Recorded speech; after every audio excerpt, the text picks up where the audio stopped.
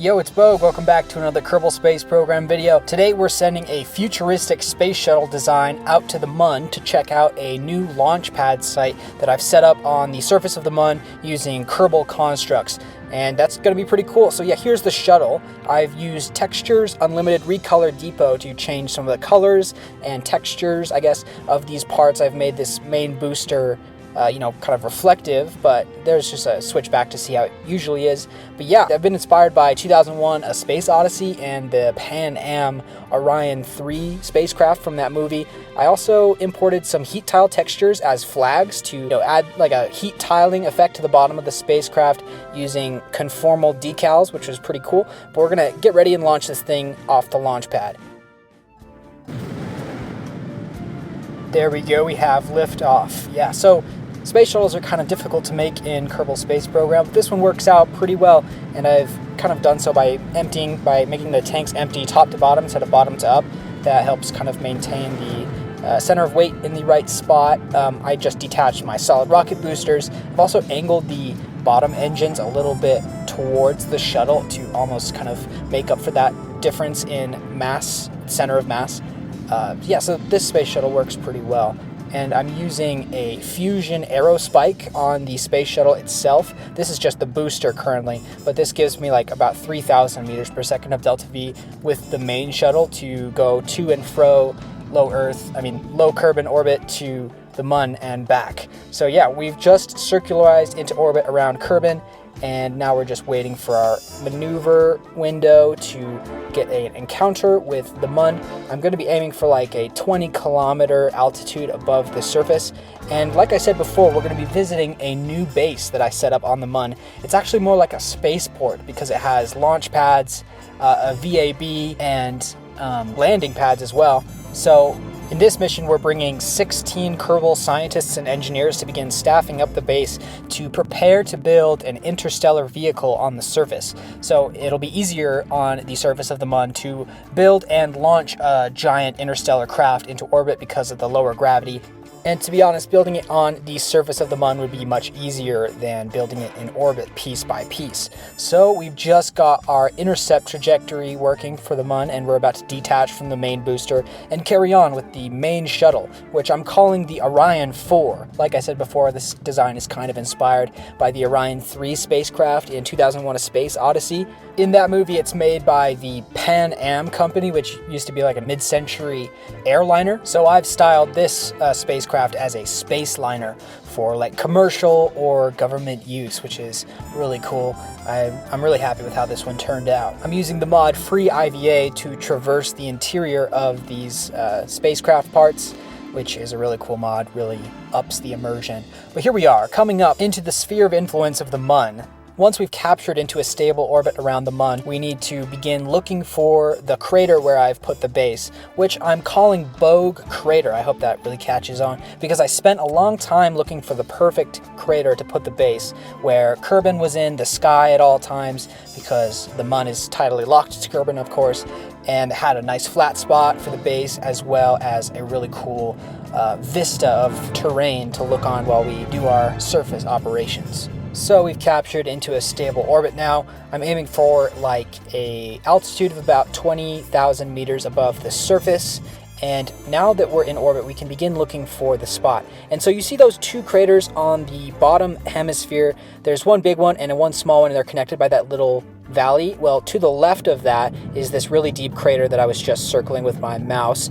But I've just started an anti-normal burn to kind of lower my inclination to line up with the crater. I think you guys can tell which one I'm talking about. It's the more deep one to the left of that, those two craters connected by that little valley there. So I've lowered my periapsis on a collision course with the surface, and we're just coasting towards the crater. Once it's in sight, we'll begin our final descent down to the base.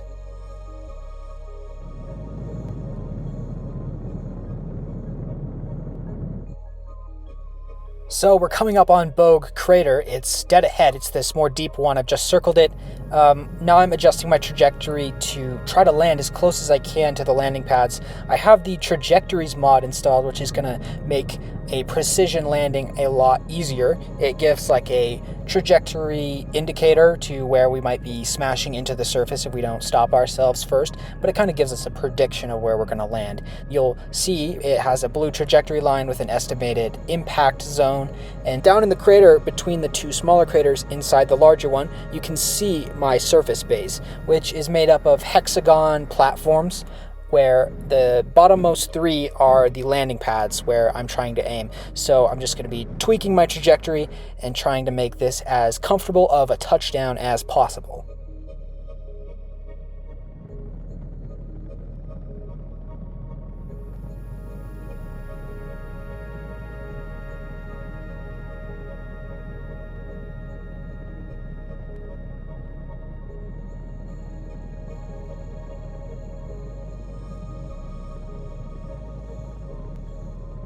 So down below, near my impact indicator, are those three landing pads that I was talking about. This is a good bird's eye view of the surface base. So we've got a VAB, which is the tallest building, with some long tracks out to the launch pads.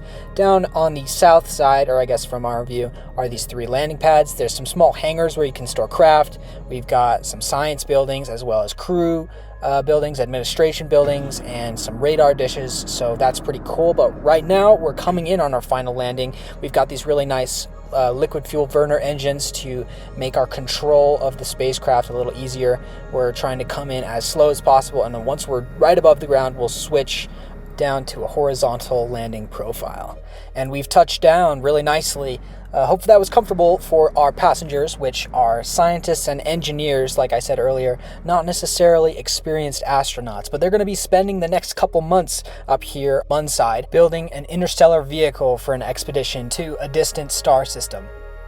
So now that we're here, we can get our Kerbals out and we'll go for a quick tour of the base, which I'm really excited to show you guys all the different buildings and spots that I've put down using the Kerbal Konstructs mod, which I used to build the base. So here's our first Kerbal out on the surface, and that's a pretty cool view if you ask me. One of the cool things about this spot in particular is that Kerbin is always in the sky because the Mun is tidally locked to the planet. So we'll always have Kerbin in the sky to remind us of home. So now I'm going to be launching a rover. And so in Kerbal Konstructs, you can open up this launch pad selector, and I can select the Bogue crater launch pad, make sure that it's activated, and set it as the launch site. And you'll be able to launch any craft on one of the designated launch pads that I've put down in Kerbal Konstructs. The structures that I've been using in Kerbal Konstructs is the Omega's Stockalike Structures or something mod, which is an add-on for Kerbal Konstructs that adds all of the models here that I've used for the surface base. I'll link it down in the description. But here we are with the rover. I'm picking up one of our crew members or one of the chief scientists, engineers, to take them on a tour of the base. So here we are inside the rover with free IVA once again. We'll get in our seat and begin the tour.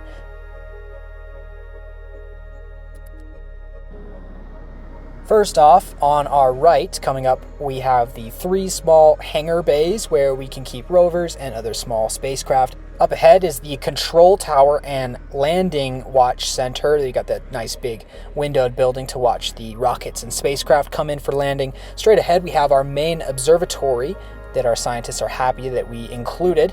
Up ahead is our main radio dish that's super huge. Everyone loves that. And up ahead is the main VAB. This is where we're doing most of our assembly of our spacecraft for launch. And through here we can see some more administrative buildings, some science buildings. This is kind of our fuel depot off to our right here. Another cool view of the crater. And we've just crossed the main crawler channel, which kind of is a thing that carries rockets out to the launch pad. Here we have some of our cargo and payload assembly areas and other utility buildings.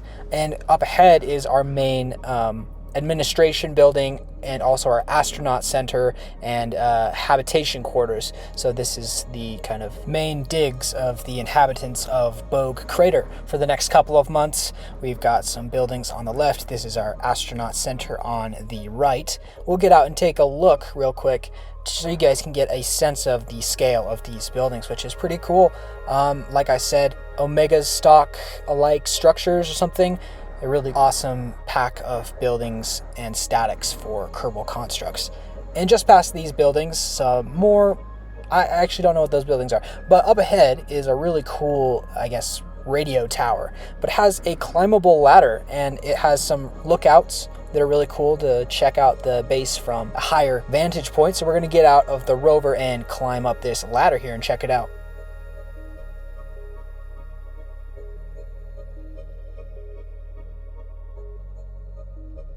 You know, I hope our Kerbal here isn't afraid of heights, as this radio tower is, you know, actually pretty tall. But I guess maybe the lower gravity on the Mun might, I don't know, make that easier.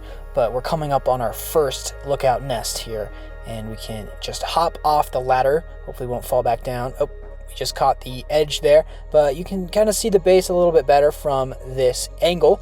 But we can go higher, so we're going to keep on climbing. So just get back on the ladder, and I think there's 2 more platforms actually, so we're gonna go past this one and onto the tallest platform up by the main dishes, and I guess light on the top of this thing so you don't hit it.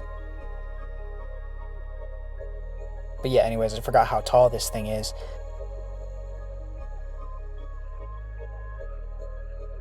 Okay, here we are at the top. This thing looks suspiciously like a diving board, but those are the main landing pads. You can see the spacecraft that we came in on one of them.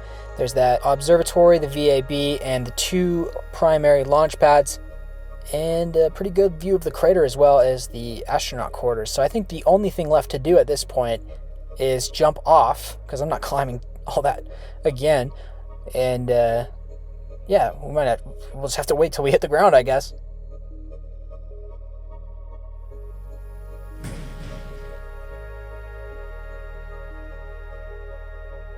I think we smashed our, main scanner arm on our rover, but we're luckily right next to another VAB, so we can probably get that fixed, I bet.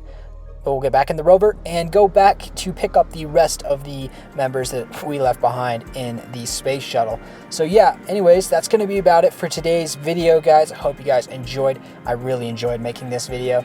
I'm going to be making these spacecraft available on my Patreon, and I'm also going to be trying to make this base config available for you guys as well. So make sure to check out my Patreon in the next couple weeks for that. But yeah, make sure to like, subscribe, and leave a comment down below if you enjoyed this video and want to see more future Kerbal Space Program videos. So yeah, that's about it for today.